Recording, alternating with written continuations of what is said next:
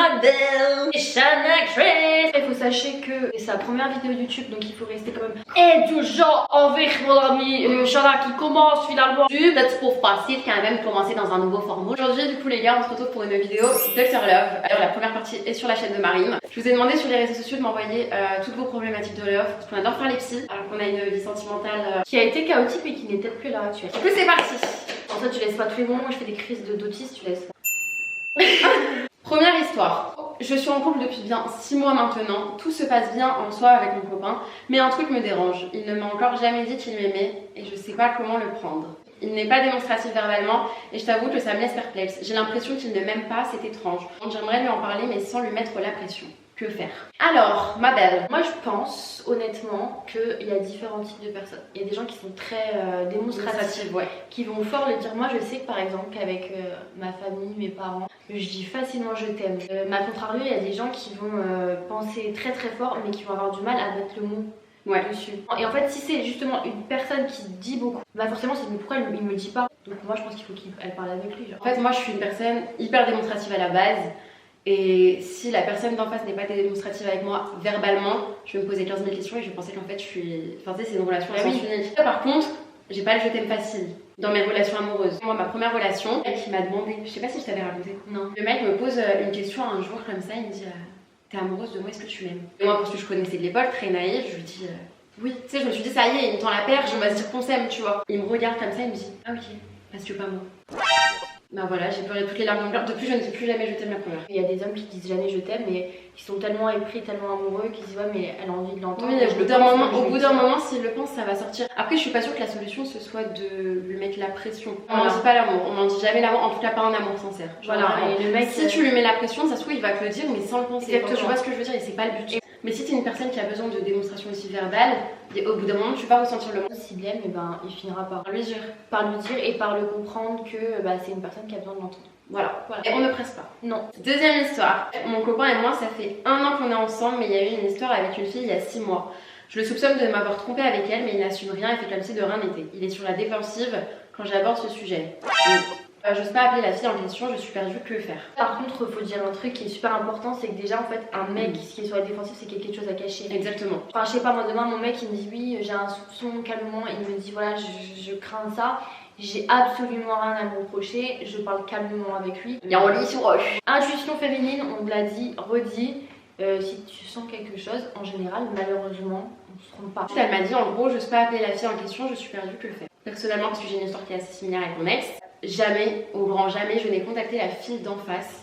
Parce que, et en fait, surtout si la fille d'en face, elle est au courant que ce mec est en couple, si tu lui envoies un message à la fille d'en face qui a pécho ton mec, elle va juste se sentir moussée parce qu'elle va penser qu'elle a gagné et qu'elle est menaçante. Je pars du principe où on est dans une relation, la relation est censée être saine. Si je peux avoir une information, je l'aurai de toi. Si tu veux pas me la donner, ma belle, au bout d'un moment, je me fais confiance à moi-même. Tu vois ce que je veux dire? Et certainement pas aller mendier des informations à une fille qui a essayé de pécho mon cum, putain. Je suis énervée, genre. Tu t'as pas senti que tu devais lui parler, je lui parle pas. Voilà, c'est ça. Moi, c'est ce que je te conseille.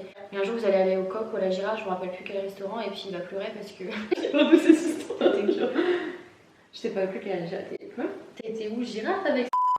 Non, j'étais à la perruche. Ah, la perruche. J'ai eu la preuve qu'il m'avait trompé, on était au resto. C'était la première fois qu'il m'a invité au resto. Dans un beau resto. En un an de relation. Tout envoyé valser au restaurant. La honte de ma vie. J'ai vu les messages. Écoutez-moi bien, j'ai pris son téléphone, je lui ai balancé. Vraiment une phrase de main caractère. Genre, j'étais vraiment the meuf. Je lui ai dit, toi, t'es une grosse merde. Tu vas manger seule comme une grosse merde. C'est tellement iconique. Alors.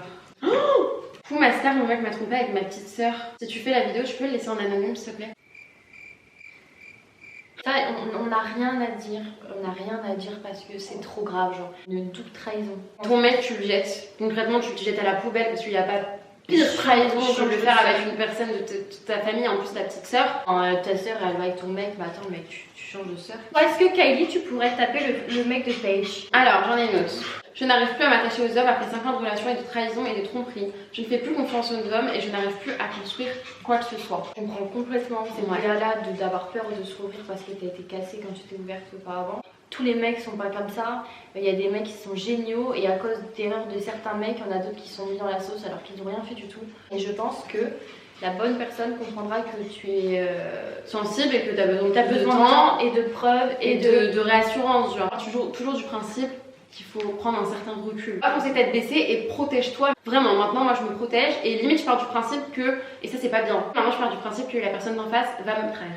Tu vois ce que je veux dire? Et donc je suis là en mode genre, prends des pincettes, ne prends pas la situation trop à cœur au début. Non, je pense que t'as eu des mauvaises expériences et enfin, c'est super triste, mais tous les mecs sont pas des connards.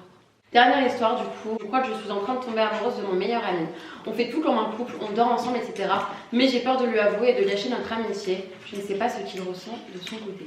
Tu vois, si le mec c'est réciproque, je pense qu'il ça te trompe pas. Genre, si tu vois vraiment que le mec est fermé comme une huître, effectivement ça peut peut-être casser quelque chose dans votre relation.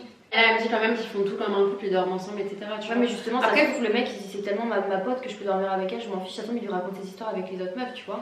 Pour la discussion, genre en mode si tu ressens ça, ça sert à rien de toi te bouffer de l'intérieur à essayer de savoir ce que lui ressent de son côté, etc. À partir du moment où déjà toi tu ressens ça, l'amitié elle est pratiquement gâchée, tu vois ce que je veux dire? Non.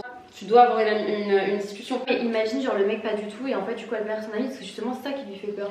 Donc moi déjà je pense. Ouais, mais est-ce qu'elle serait épanouie de continuer à être amie avec lui en sachant qu'elle commence à être amoureuse? Non, mais déjà il faut que tu sois sûre que c'est pas juste une phase. Pas effectivement se poser et en discuter. Ouais. Mais il faut que tu te prépares à prendre un stop et à peut-être casser cette belle amitié. Ou à contrario, ça se trouve le mec il va dire bah moi aussi je sais pas comment te le dire. Tu peux pas rester ami avec le mec alors tu pourras jamais. Non, parce que tu vas te détruire. Voilà, donc vraiment.